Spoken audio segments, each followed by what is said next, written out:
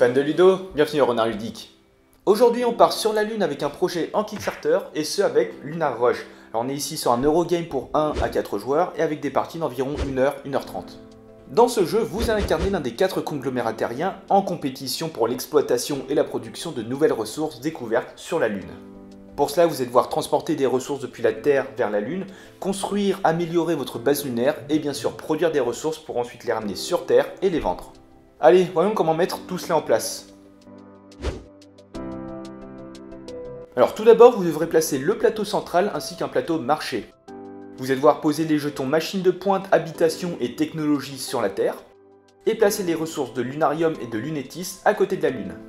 Sur le plateau marché, vous placerez chaque ressource sur leur icône respective, et vous allez sélectionner au hasard 8 modules en or. Donc ça va être des bâtiments que vous allez pouvoir construire au cours du jeu. Chaque joueur va prendre un plateau en plaçant les jetons support et énergie, et vous allez placer votre jeton score sur le 25. Chaque joueur va prendre ensuite 10 grands astronautes, son deck corporation, ses cartes en chair, ses vaisseaux et un cube habitation. Et enfin, il faudra placer 3 de vos astronautes sur le module habitation, tandis que les autres seront placés sur la Terre. Et là, vous êtes prêts à partir sur la Lune. Alors le jeu va se jouer à tour de rôle en 7 manches où vous passerez ensuite un décompte des points. Et bien sûr, comme d'habitude, le joueur qui en aura le plus remporte la partie. Chaque manche va être décomposée en 3 phases. Vous aurez tout d'abord une phase terrestre où vous allez devoir choisir l'une des routes pour partir vers la Lune. Vous aurez ensuite une phase lunaire où vous allez pouvoir améliorer, construire et bien sûr produire des ressources depuis la Lune.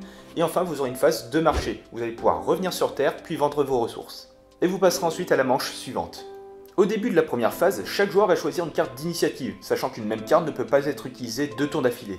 Une fois que tout le monde a choisi, on va révéler les cartes en même temps, et chaque joueur va perdre autant de points qu'indiqué sur la carte. Donc plus votre initiative sera élevée, plus vous allez perdre de points. Et à noter qu'à partir du tour 5, vous aurez un multiplicateur sur le nombre de points perdus. Et dans l'ordre décroissant des cartes, c'est-à-dire du 5 au 1, chaque joueur va pouvoir choisir 7 routes. Vous allez répéter ce processus jusqu'à ce que tout le monde ait placé 2 vaisseaux. Et en cas d'égalité sur une carte, c'est le joueur avec la plus petite initiative lors du tour précédent qui va débuter. Et d'ailleurs, une route, qu'est-ce que c'est? Alors ça va être un itinéraire utilisé par vos vaisseaux pour transporter des objets, des ressources et des astronautes de la Terre à la Lune, mais également de la Lune vers la Terre. Vous allez ainsi pouvoir vendre vos produits au marché. Et il existe 3 types de routes. Vous avez les lentes qui permettent de ramener à la fin du tour 2 items vers la Lune ou 1 item vers la Terre.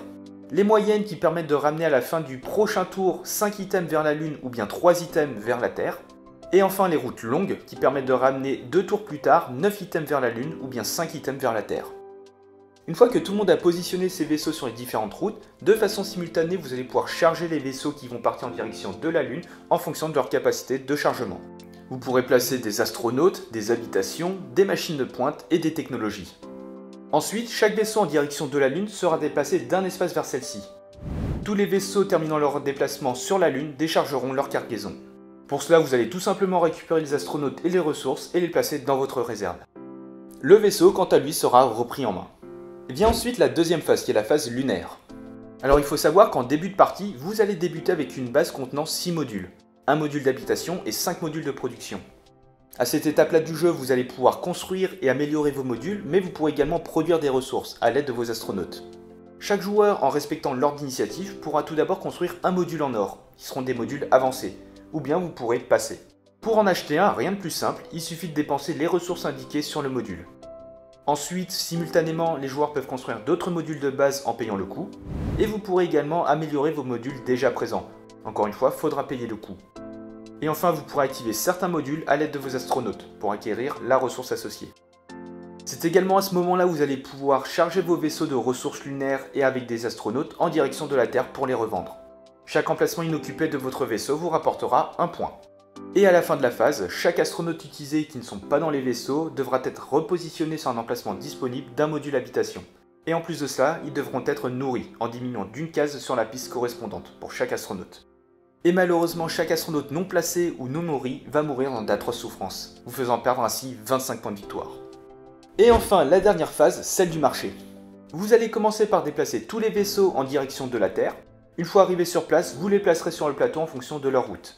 Puis de gauche à droite, chacun va vendre ses ressources en fonction du prix sur le plateau marché. Et pour chaque ressource ainsi vendue, le prix baissera d'un cran. Et une fois que tous les joueurs ont vendu leurs ressources, pour chacune des ressources du plateau, vous pourrez potentiellement augmenter le prix de celle-ci si aucune ou peu ont été vendues. Et une fois les ventes terminées, vous passerez à la manche suivante. Vous allez donc enchaîner les 7 manches et passer au décompte des points. Pour cela, à votre score, vous allez pouvoir vendre toutes les ressources de vos vaisseaux en direction de la Terre. Chaque ressource encore restante sur la Lune vous rapportera autant de points qu'indiqué sur le plateau marché dans l'espace fin de partie. Chaque autre item vous rapportera 1 point. Et enfin, chaque module amélioré vous rapportera des points également. Et le joueur avec le plus de points remporte la partie.